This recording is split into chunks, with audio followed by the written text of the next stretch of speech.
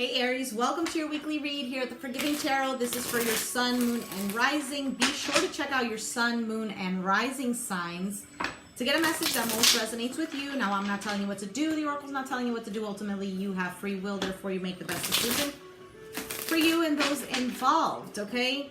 Not everything will resonate, but when it does, the message is for you. All right, so Aries, let's take a look. After this weekly read, I'm going to be taking out some oracles for your full moon in Sagittarius energy. Knight of Wands at the bottom, Seven of Wands, the Devil, Queen of Pentacles. So here we go. So with the Knight of Wands, this could be you charging into a situation, trying to take action, trying to take what's rightfully yours almost is what I'm getting as well. Seven of Wands, the Devil, and the Queen of Pentacles. You could straight up be dealing with a Capricorn. You might have Capricorn in your chart.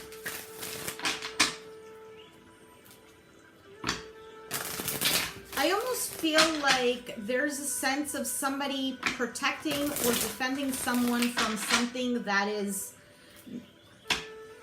evil, or whatever it is that you think is evil. Something that you think is toxic.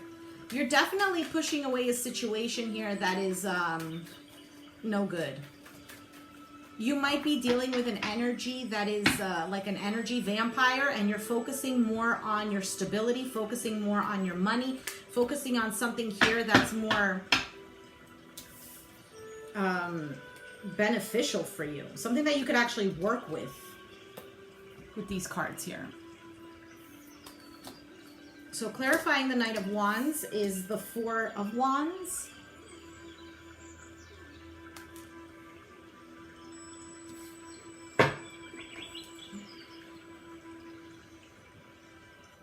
Are you protecting your home? Protecting someone you love? Are you protecting a foundation? Is someone trying to block you from something that you want? Someone is keeping you tied and bound to a situation, but what you want really is to kind of free yourself and go towards something that does feel more stable. The High Priestess, the Knight of Swords, and the Two of Swords. So Pisces, or maybe even Cancer, maybe even Gemini, Virgo, you know, the High Priestess, everyone says she's like a bunch of different signs, but ultimately she's the moon. And the moon has a lot of phases. And in this case, we have a full moon in Sagittarius, which is in your Aries, the 9th house of your higher learning, of religion, of your father's teachings.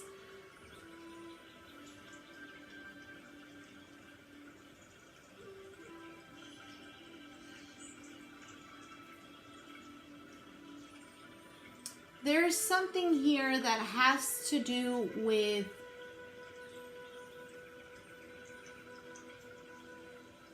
beliefs here, Aries.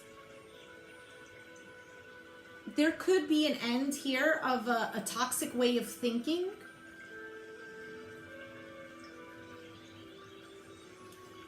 You might be giving somebody here the silent treatment. Or somebody is giving you the silent treatment and you're like, I just want to talk about this. I just want to get rid of this evil, toxic energy here and focus back on what matters, which is my stability, which is our stability, which is our home, if maybe you share a home with this individual.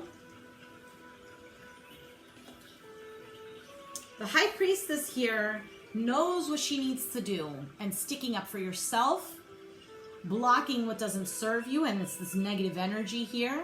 The High Priestess is also somebody here who contemplates a lot as well. She could be a secret that's being held back, that's being protected here. It could be Aries that you're dealing with. You might be sticking up for, you know, the High Priestess could be a mistress. You might be sticking up for somebody here who you've had a thing for. The Devil is being clarified by the Knight of Swords. So whoever this energy is, they're coming in quickly. They're saying a lot of harsh words, a lot of bad things, and you're here not paying any mind. Okay, you're not paying any mind. I don't think that this is involving a third party, you know, because I did say High Priestess Mistress. It's just, I'm just letting you know what the energies of that card is. I don't feel that this is a mistress. I don't feel like it's a third party. I just feel like it's you really defending your higher self, who you really are. Clarifying the Queen of Pentacles is the Two of Swords.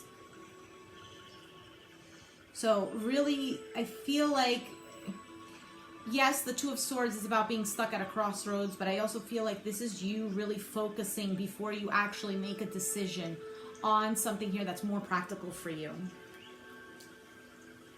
Before you rush towards something, because both of these cards are both action-oriented, rushing towards something. Before you rush towards something here that is something that you might regret. All right? So if you're dealing with an individual here, there is a need for you to sit down with yourself, think about what it is that you need to do, have a more evolved way of looking at the situation, of dealing with clearly this unevolved energy. So let's take a look at your oracle for the full moon in Sagittarius. We have here at the bottom of the deck, be bold and make the first move. Cardinal moon. A win-win forecast is, a win-win outcome is forecast, full moon in Libra. Right? So thinking about a win-win for both you and this individual. A personal issue reaches resolution. This could be you fighting your demons as well. So this could just be within yourself. You're not dealing with anyone, but you're blocking your intuition from speaking to you. You're not really listening to it because of the inner demons, the darker side, the shadow side of yourself is kind of taking over. So you want to kind of cut from that and focus on who you truly are, okay? Because you are your good and your bad. You are your yin and your yang. You're everything. But don't allow one side of you to take over.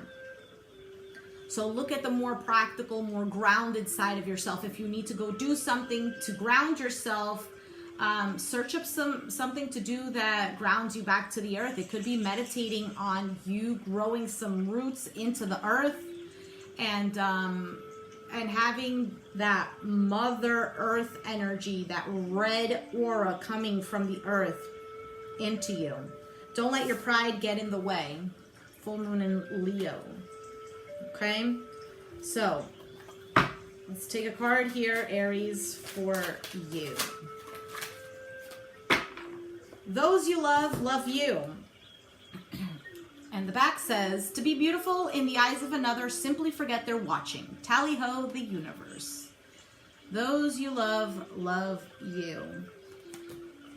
Okay, so if you're having some doubts, those you love, love you. And if you're not dealing with anyone, you might be doubting that the universe does love you.